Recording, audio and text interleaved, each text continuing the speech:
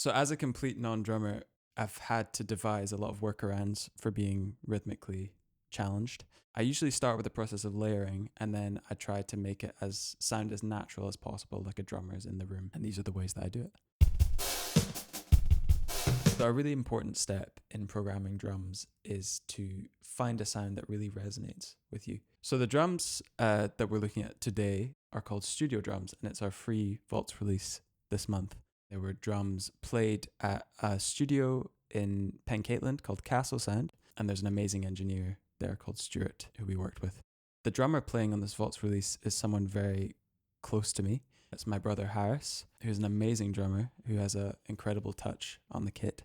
It's quite a distinctive drum sound, which harks back to pop punk days, like if you think Travis Barker, kind of alt rock. So what I'm going to do now is with studio drums, I'm going to walk through all the dials and what they do and dial in a particular number based on what I think sounds most natural and convincing as a drum sound. So our first dial is a room, which is assigned to mod wheel CC1.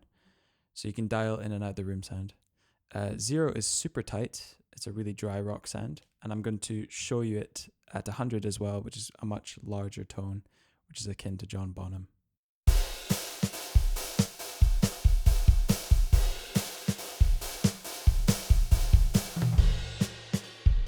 So I personally like it at around 40, which is a nice mix of the dry sound and the room sound. And our next dial is the width dial, which is a really fun psychoacoustic effect. So what it does is it takes the right channel and offsets it by up to 25 milliseconds to make it appear that the drums are more stereo.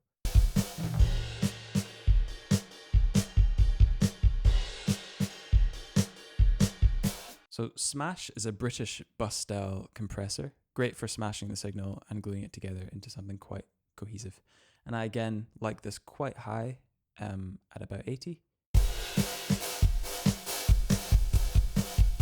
Shifter is inspired directly from Travis Barker and Blink-182, and it's an admittedly quite cheesy pop punk effect. So I'm going to show you it with the shifter all the way up to 100.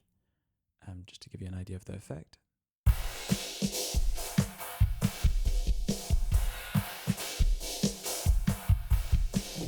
I like it personally just a touch of the shifter, so maybe about 18 or so.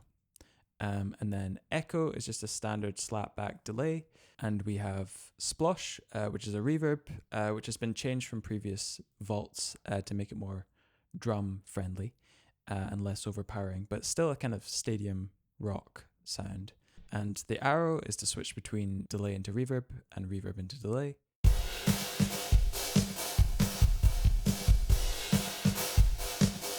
Which I personally prefer. So I'll just show you how that sounds all together. I'll maybe turn the shifter slightly down.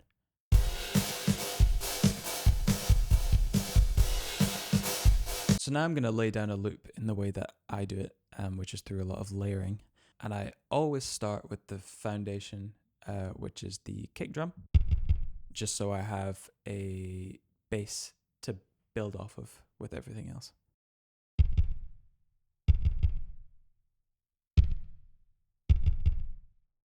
And now what I'm going to do with the kick is quantize the kick. However, I do not want to quantize 100%. This is a really important step in making your drum sound convincing. Quantizing, if you're not familiar with it, is locking your MIDI notes into a grid. So if you're 100% quantized, you're locked into the rhythm of what's on the DAW. To make a convincing drum sound, you don't want it at 100. In my opinion, because it sounds far too machine-like to my ears, and that's not really how humans play anyway.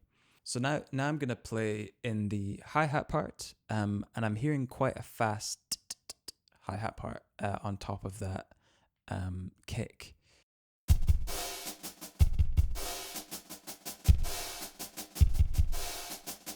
Okay, and now I'm going to, much like, quantize these hi-hats at 32 note.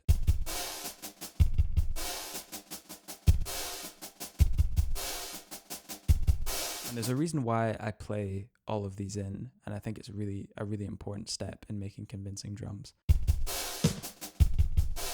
The dynamics and the velocity is not constant. So if I was to just draw this in, the velocity would be completely constant, which would make it sound like a more of a machine gun effect. However, it's dynamically shifting quite a lot, which makes it sound convincing and more human, in my opinion. And then I've made the hi-hat closes do a sort of diminuendo, so it's starting quite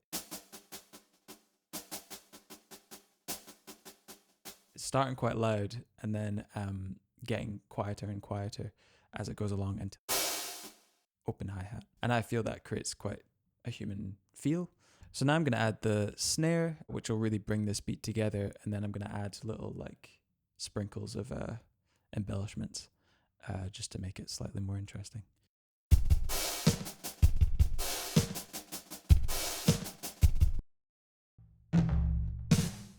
And a nice hi-hat open and close. Cool. And I'm going to keep those just completely unquantized because they're just little embellishments, and I feel like that was in time enough at least. And I'm going to add just a little pizzazz at the end, just to bring the loop into a nice conclusion. There's a reason I played that fill that way. I've done it so there's a tom roll all the way down to the floor tom, which I think, I'm not a drummer, but I feel like a drummer would do it in that way. And then that just sounds cool, I think. A snare roll over a open and closed hi-hat.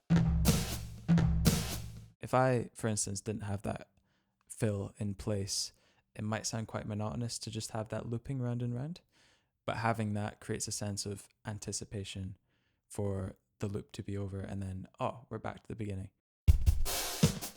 Another tip with these grooves is to manually push and pull certain things. So if you feel like there's just that realism missing and you've done a little quantization, not too heavy-handed with it, but it still is lacking that human element, it's good to like manually push and pull the notes sometimes. So I don't tend to do that with the kick because it's quite foundational, but I can do it with a snare hit, for instance. Take that back a little so it's coming in a bit early. And it's just, it does make all the difference, I think. So that's my method of programming drums. It's by no means the only method. What I've taken away from this exercise is there needs to be a push and pull between all the elements, especially when programming drums, to make it sound as human and natural as possible. So here's what it all sounds like together.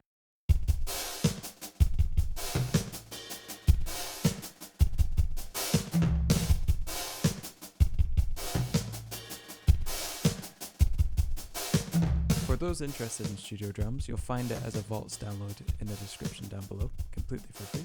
If you're a creator and fancy doing a review of studio drums, we've made some creator packs free to download with lots of great assets for you to get the best possible audience engagement.